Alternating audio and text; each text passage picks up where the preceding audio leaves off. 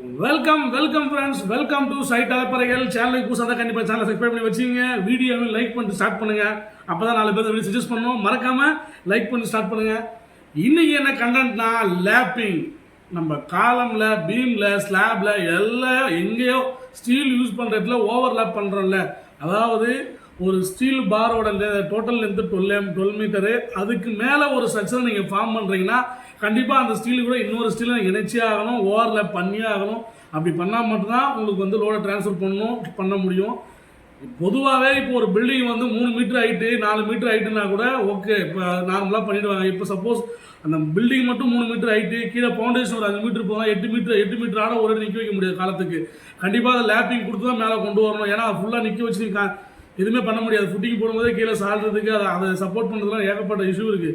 அதெல்லாம் அந்த லேப்பிங் பண்ணி மேலே கொண்டு வருவாங்க. ஒன்று இந்த ரொம்ப சேஃப்டி பர்பஸ், இன்னொன்று பில்டிங் லென்த் அதிகமாக இருக்கும்போது நம்மளுடைய ஸ்டீல் வந்து அந்த 12 மீட்டர் தான், அதுக்கு மேலே ஸ்டீல் இல்லைல்ல, அதெல்லாம் இன்னொரு ஸ்டீல் கொண்டு வந்து ஓவர்லேப் பண்ணியே ஆகணும். அந்த டைப் ஆஃப் ஸ்டீல் ஜாயிண்ட்டுக்கு தான் லேப்பிங்னு சொல்லுவாங்க, ஸ்டீல் ஓவர் லேப்பிங் சொல்லுவாங்க.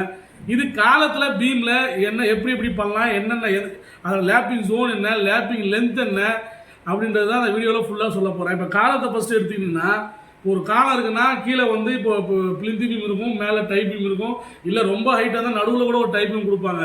ஓகே, அதெல்லாம் ஓகே, நோ இஷ்யூ. ஆனால் இதில் லேப்பிங் ஜோன் எங்கே வரும் அப்படின்றதான் இப்போ பெரிய இஷ்யூ. இப்போ இதில் இந்த ட்ராயிங்கில் பார்த்தீங்கன்னா இதுதான் காலமு. இது நல்லா பாருங்கள், காலம் இந்த காலத்தில் மேலேயும் ஒரு மூமெண்ட் ஆட் ஆகும், கீழே ஒரு மூமெண்ட் வந்து நமக்கு வந்து ஃபோர்ஸஸ் வரும். அதாவது இப்போ கீழ் நோக்கி, இப்போ நம்ம இந்த கீழே கீழ் நோக்கி ஃபுட்டிங் ஏரியாவில் வந்து பார்த்தீங்கன்னா டென்சைல் ஸ்ட்ரென்த் வந்து ஆட் ஆகும். இந்த பக்கம் வெளியே போகும் டென்சைல் ஸ்ட்ரென்த்து. மேலே வந்து பார்த்தீங்கன்னா கம்ப்ரசிவ் ஸ்ட்ரென்த் வந்து ஆட் ஆகும். அதாவது அந்த அழுத்தம் கொடுக்கும். மேலே வந்து அந்த ஃபோர்ஸ் ஆட் ஆகும், கீழே வந்து இழு ஃபோர்ஸ், டென்சைல் ஃபோர்ஸ் ஆட் ஆகும். அப்போ ரெண்டுத்துலையுமே வந்து மூமெண்ட் இருக்குது. அப்போ சென்டரில் மட்டும்தான் உங்களுக்கு ஃப்ரீ ஜோன் கிடைக்கும். அது எப்படி சென்டரில் மட்டும் நீ கண்டுபிடிக்கணும்னா அதுக்கு ஒரு ஃபார்முலா கொடுத்துருக்காங்க. இது நான் சொல்கிறது எல்லாமே IS 13920 இதை ஃபாலோ பண்ணி தான் சொல்லிட்டு இருக்கேன்.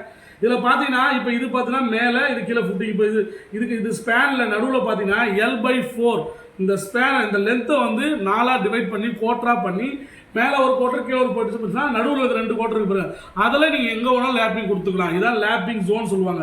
பாருங்க, நல்லா தெளிவாக போட்டுருங்க பாருங்க. இப்போ L/4 இப்போ 4 மீட்டர்னா 4 மீட்டர் பை 4 போட்டிங்கன்னா மேலே 1 மீட்டர் போயிடும், கீழே 1 மீட்டர் போயிடும். அதில் நீ கொடுக்கவே முடியாது.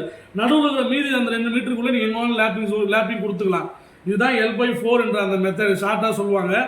இப்போ அதே அந்த L/4 உங்களுக்கு வந்து கொடுத்தா கூட அந்த லேப்பிங் லென்த் இருக்குது பார்த்தீங்கன்னா, இப்போ ஸ்டீலோட லேப்பிங் லென்த்து இப்போ அதுக்காக வந்து சும்மா இவ்வளோத்த வச்சு கட்டிடக்கூடாது. அதுக்கு ஒரு ஸ்பெசிஃபிகேஷன்லாம் கொடுத்துருக்காங்க. இப்போ நம்ம நார்மலாக யூஸ் பண்ணுற தம்ரூல் வந்து பார்த்தீங்கன்னா 50D 50 டைம்ஸ் எந்த டயாஸ் ஆஃப் ஸ்டீல் நீங்கள் லேப்பிங் பண்ணீங்களோ அதை யூஸ் பண்ணணும். அப்போனா இப்போ எக்ஸாம்பிள் 12 mm எடுத்துட்டீங்கன்னா 50 × 12 = 600. அந்த 600 வந்து இந்த லென்த் இருக்கு. நல்லா தெளிவாக பாருங்கள். இந்த லென்த் இருக்குல்ல, இது வந்து ஏற்கனவே இருக்கிற ராடு, இது லேப்பிங் பண்ணுற ராடு. மேலேருந்து ஒரு ராடை வந்து கிராங்க் அடிச்சு கீழே கொண்டு வரும்போது இந்த லென்த்து வந்து பார்த்தோன்னா உங்களுக்கு 600 mm இருக்கணும். 12 mm இருந்தால் அந்த மாதிரி டயா வைஸ் எல்லாமே மாறிட்டே போகும். ஓகேங்களா? அதுக்கப்புறம் பண்ணுற லேப்பிங் வந்து காலத்தில் எப்பவுமே ஆல்டர்னேட்டிவாக இருக்கணும். இப்போ இந்த ஃபர்ஸ்ட் ராடு வந்து இந்த லெவலில் வந்து லேப்பிங் பண்ணிடலாம்.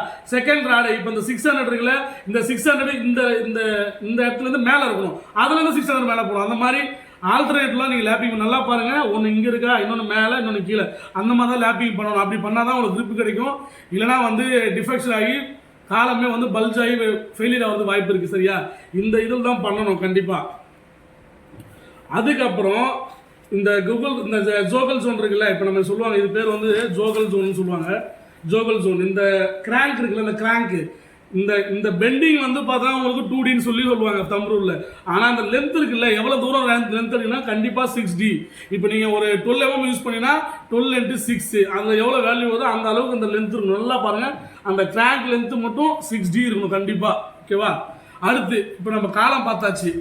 மெயினாக அடுத்து பீம் பார்க்க போகிறோம். பீமில் வந்து பார்த்தீங்கன்னா சேம் அதே கான்செப்ட் தான். ஆனால் இங்கே பாருங்கள், இப்போ இந்த பக்கம் ஒரு இதோட பீமியோட பெண்டிங் மூமெண்ட் ட்ராயிங்னா என்ன? இதுதான் பெண்டிங் மூமெண்ட் ட்ராயிங். மேலேருந்து கம்ப்ரஷன் ஆடாகும், கீழே வந்து பெண்டிங் மூமெண்ட் உண்டாகி இந்த இடத்துல டென்ஸ்டைல் மூமெண்ட் தான் உருவாகும். ஓகேங்களா? அப்போ நீங்கள் டென்ஸ்டைல் மூமெண்ட்டில் பண்ண முடியாது. நீங்கள் காலத்தில் சென்டரில் பண்ணாத, பீமில் போய் சென்ட்ரல் பண்ணால் பாட்டமில் நீங்கள் சென்டரில் பண்ண முடியாது. டாப்பில் சென்டரில் பண்ணலாம். ஏன்னா டாப்பில் வந்து கம்ப்ரசிவ் லோடு தான், கீழே வந்து டென்சில் லோடு ஆகும். அப்போது கீழே பாட்டத்தில் நீங்கள் பண்ண முடியாது. பாட்டத்தில் என்ன பண்ணணும்னா இங்கே கொடுத்துருங்க பாரு தெளிவாக. இப்போ இங்கே ஒரு காலம் இங்கே ஒரு காலம் இருக்குது, நடுவில் பீம் இருக்குது. இதே தான் ஸ்லாப் பீமு பிளித்திம் எல்லாத்துக்குமே பார்த்தீங்கன்னா இப்போ இந்த காலத்துலேருந்து L/3 L/3 இப்போ இந்த லென்த் டிவைட் பை L/3 ஒரு 3 மீட்டருக்குன்னா L/3 போட்டிங்கன்னா இந்த 1 மீட்டர் கூட 1 மீட்டர் கூட சென்ட்ரல் லேப்பிங் கொடுத்துலாம். இதுதான் லேப்பிங் ஜோன். இந்த கேப் லேப்பிங் பண்ணலாம். டாப்பில் பாட்டமில் L/4 இப்போ இந்த இது வருது பார்த்தீங்களா, இங்கே இந்த ஸ்ட்ரென்த் ஆட் ஆகுதுல, இதை விட்டுணும். இந்த ஸ்பேஸில் டிவைட் பை 4 போட்டிங்கன்னா 4 போட்டு இந்த மாதிரி காலம் ஓரத்தில் தான் நீங்கள் லேப் பண்ணணும். பாட்டமில் சப்போஸ் உங்களுக்கு லேப்பிங் வந்துச்சுன்னா, லேப்பிங் வந்து பண்ணுற மாதிரி ஸ்டீலோட ரெக்கமெண்ட் ஸ்டீல் உங்களுக்கு இருக்குன்னா கண்டிப்பாக பாட்டமில் காலத்தை ஒட்டின மாதிரி தான் நீங்கள் வந்து லேப்பிங் பண்ணணும். சென்டரில் பண்ணக்கூடாது. ஏன்னா சென்டரில் லேப்பிங் பண்ணிங்கன்னா மேல் நோக்கி கம்ப்ரஷன் ஆட் ஆகும்போது கீழே வந்து டென்சைல் ஸ்ட்ரென்த் உருவாகும். அதாவது இழுவைத்தன்மை வரும். அப்போலாம் ஆட்டோமேட்டிக்காக உருவிட்டு வெளியே வந்துடும். பீம் வந்து கிராக் ஆகிறது வாய்ப்பு இருக்குது. நல்லா மறந்துடாதீங்க. பாட்டமில் வந்து காலம் ஒட்டின மாதிரி பண்ணணும், மேலே வந்து காலத்து சென்டரில் பண்ணணும். ஓகேங்களா? L/3 கீழே வந்து L/4. ஓகேங்களா? இவ்வளோ தாங்க லேப்பிங். இது சிம்பிளாக சொல்கிறேன் உங்களுக்கு. ஏன்னா இந்த லேப்பிங் இப்போ பண்ணுறது பெரிய விஷயம். இப்போ சப்போஸ் வந்து பார்த்தீங்கன்னா உங்களுக்கு இதெல்லாம் வந்து 8, 10, 12 இது அப்படி சின்ன சின்ன ராடுக்கு யூஸ் ஆகும். இதுவே ஒரு 36 mm டயாக் மேலே போகுதுன்னு வச்சுங்களேன். 36 mm டயாக் மேலே போகுது, பெரிய ராடு, ரொம்ப பெரிய ராடு அப்படி இருக்குன்னா நீங்கள் ஒரு 38 mm பண்ணுறீங்கன்னா இப்போ இந்த மாதிரி பண்ணுறீங்க. இந்த மாதிரி ராடு இருக்குது, இங்கே ஒரு ராடு இருக்கும். இந்த ராடு வந்து இப்படி கிராங்க் அடித்து வரும். இங்கே ஒரு ராடு இருக்கும். இப்போது நல்லா பார்த்துங்க, 6 mm ராடை எடுத்து இதில் ஸ்பைரல் பண்ணணும். இப்படி ஸ்பைரல் பண்ணணும். அப்படி இல்லையா கப்ளர் சிஸ்டம் பண்ணிக்கங்க. கப்ளர் சிஸ்டம் தெரியும் உங்களுக்கு. கப்ளர் சிஸ்டம் பண்ணிங்க. அப்படி இல்லைனா லேப்பிங் பண்ணிவிட்டு பெல்ட் அடிச்சிங்க. இந்த மாதிரி பண்ணணும். ஏன்னா நீ இதில் போயிட்டு பைண்டிங் வைரஸ் கட்டி லேப்பிங்லாம் பண்ணினா அது வந்து தாங்காது. கண்டிப்பாக 6 mm ராடை வச்சு இந்த மாதிரி பண்ணிக்கணும். அதாவது எக்ஸ்க்ளூடிங் 36 mm டயாக்கு மேலே ஸ்டீல் போச்சுன்னா. ஓகேங்களா? இவ்வளோதான் ஃப்ரெண்ட்ஸ் லேப்பிங்கை பற்றி. ரொம்ப சிம்பிள் தான். ஆனால் வந்து இதில் தான் நம்ம நிறையா தப்பு பண்ணுறாங்க. சில பேர் என்ன பண்ணுவாங்கன்னா ஒரே இடத்துல வச்சு கட்டிடுவாங்க. அதுக்கப்புறம் ஆல்டர்னேட்டிவ் கட்ட மாட்டாங்க. இல்லை கரெக்டாக பீம் வந்து போட்டு பீம்லேயே ஓட்டு விட்டுருப்பாங்க. அதுக்கு மேலே லேப்பிங் பண்ணுவாங்க. இதால் என்னன்னா ஃபியூச்சரில் பில்டிங் ஃபெயிலியர் வந்து வாய்ப்பு இருக்குது. காலம் சில விண்டு போர்ஸே தாங்காது காலம். அந்த மாதிரி ஜங்ஷனில் வச்சு நீங்கள் வந்து லேப்பிங் பண்ணிங்கன்னா அது எக்ஸாம்பிளாக நிறைய வீடியோலாம் போடுறேன். தெளிவாக வீடியோ ஃபுல்லாக பாருங்கள், ஸ்கிப் பண்ணாமல் பாருங்கள். மறந்துடாதீங்க. அந்த 50D இன்னொன்று காலத்துக்கு L/4 பீமுக்கு டாப்பில் L/4 சென்டரில் பண்ணணும், பாட்டத்தில் L/3 எட்ஜில் பண்ணணும். லேப்பிங் பண்ணுறதா இருந்தால் சென்டரில் பண்ணக்கூடாது. எல்லாம் நான் வச்சு இதுதான் என்னோடய கீ பாயிண்ட்ஸு. ஏதாவது டவுட் இருந்தால் கண்டிப்பாக கமெண்ட் பண்ணுங்கள், நான் எக்ஸ்பிளைன் பண்ணுறேன். அதுக்கப்புறம் இந்த வீடியோவை லைக் பண்ணுங்கள், கண்டிப்பாக கமெண்ட் பண்ணுங்கள். 4 பேர் இந்த வீடியோ ஷேர் பண்ணி விடுங்க. சீனியர்ஸுக்கு நான் சொல்லணும் அவசியம் இல்லை, அவங்க எல்லாருமே தெரியும். ஃப்ரெஷர்ஸுக்கு நிறைய இந்த வீடியோ யூஸ் ஆகும். நிறைய பேர் குழம்பிருப்பாங்க. சைட்டில் கண்ணெதிரே தப்பு நடக்கும்போது அதை வந்து எதுவுமே கேட்காமலே இருப்பாங்க. சப்போஸ் இந்த வீடியோ பார்த்தா அட்லீஸ்ட் இதெல்லாம் இந்த ரீசன் தான் இருக்குது, இதெல்லாம் நீங்கள் இப்படி தான் பண்ணணும்னு மேஸ்திரிக்கிட்டேயோ இல்லை ஒர்க்கர்ஸ்கிட்டயோ கேட்கறது நிறைய வாய்ப்பு இருக்கும். அதனால் கண்டிப்பாக வீடியோ மறக்காமல் ஷேர் பண்ணுங்கள்.